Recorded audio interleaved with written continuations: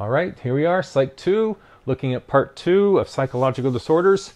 We're going to look at schizophrenia. What is it? The positive and negative symptoms of schizophrenia, as well as the types. There's 4 types we'll look at.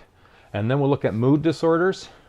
And then lastly, we'll look at personality disorders.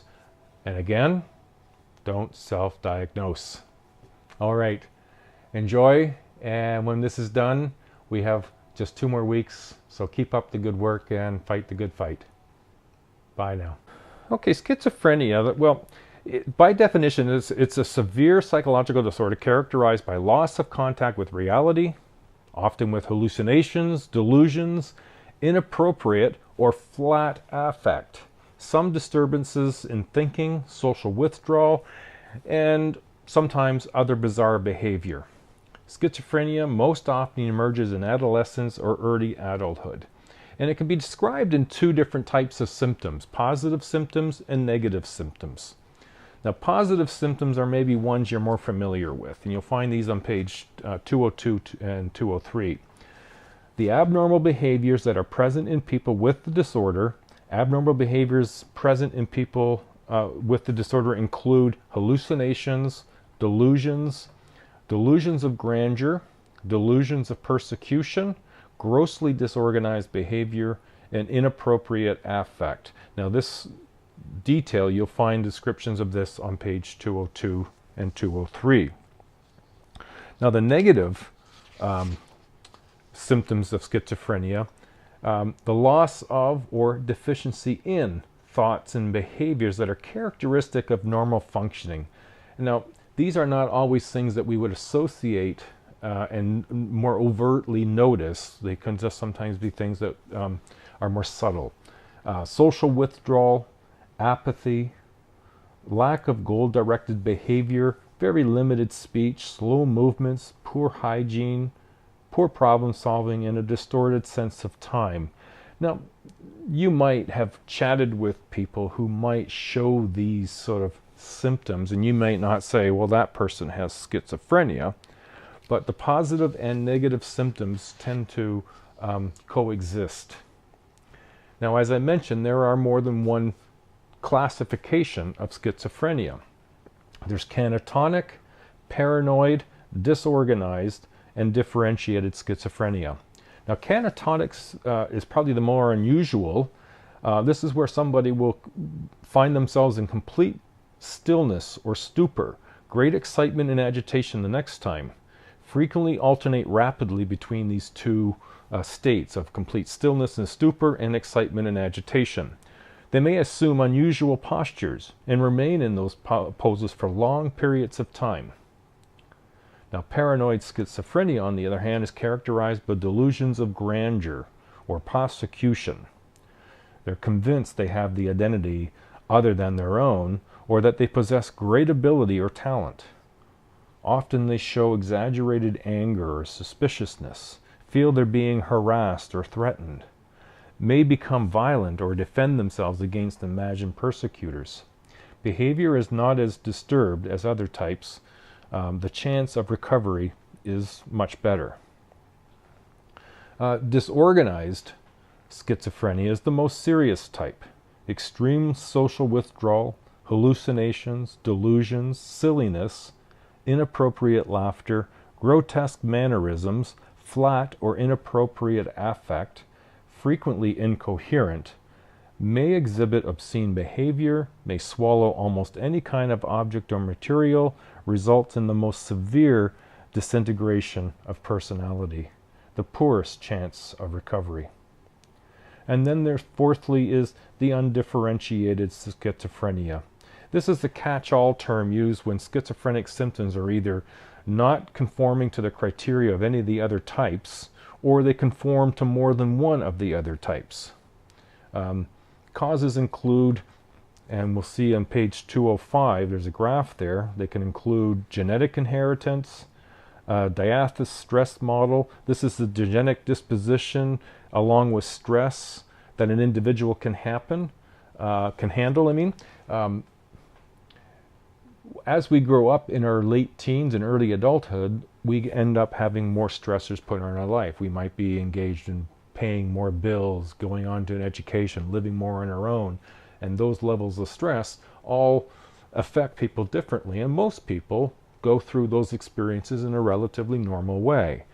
But for some, if there's a genetic disposition towards schizophrenia, the diathesis stress models would suggest that when the stress gets high enough, it triggers the genetic predisposition, in which case that's when, and that is often why, schizophrenia will emerge in late teens and early adulthood for people. Okay, we're moving into mood disorders, and again, these will be ones you'd be familiar with. Disorders characterized by extreme or unwanted disturbances in emotion or mood. Now, the major depressive disorder is marked by feelings of great sadness, despair, hopelessness, as well as the loss of ability to experience pleasure. Now, the people that I've worked with who experience major depressive disorder are remarkably sad, and over long periods of time, every day, to the point, and as I put the link to a site there, Depression Hurts, where it actually physically hurts the person. Now, the symptoms can include changes in appetite, weight, sleep patterns, loss of energy, difficulty in thinking or concentrating, psychomotor disturbances, slowed body movements, reaction time in speech, constant movement, fidgeting, wringing of hands and pacing, psychotic depression, delusions, even hallucinations. Now, many receive antidepressant drugs. Studies reflect psychotherapy can be equally effective. The reoccurrence of the disorder, well, between 50 and 60% of the patients will have a reoccurrence. Reoccurrence greatest for females, and when the initial onset is before 15. May be frequent or infrequent, but 20 to 35% of patients' reoccurrence is chronic, lasting more than 2 years. Medication, psychotherapy, and social support and exercise are preventative. Now, along the same lines with mood disorders are what's called bipolar disorder. Now, bipolar disorder is an extreme, is in which manic episodes alternate with periods of depression.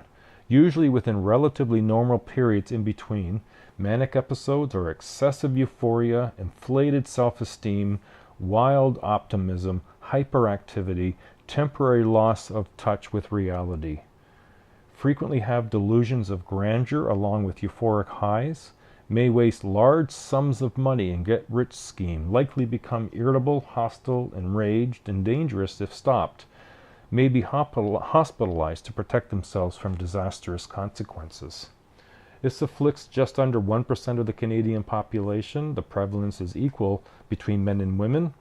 The onset during late adolescence or early adulthood.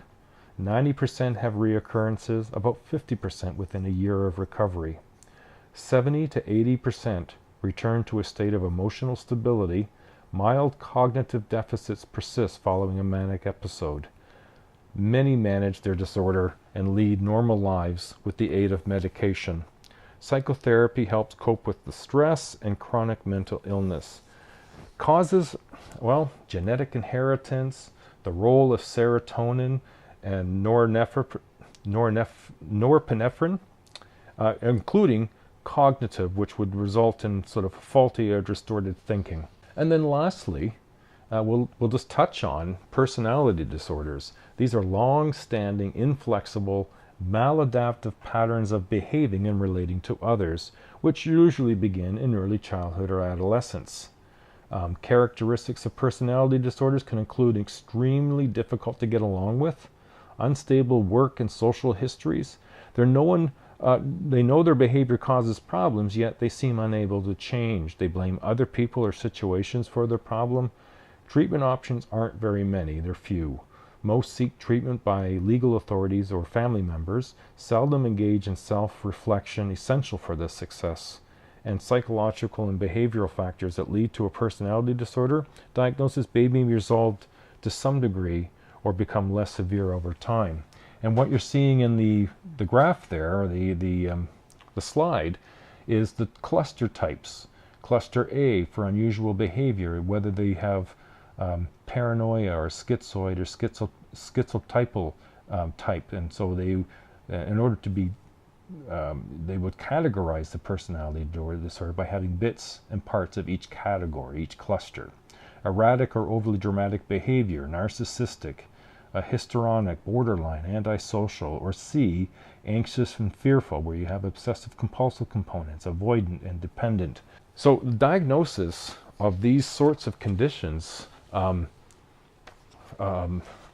need the DSM-5 as a guide to show what the criteria and conditions are for each to be diagnosed, and it needs to be diagnosed by our professional psychologists or psychiatrists to meet the conditions and the criteria outlined in the DSM-5.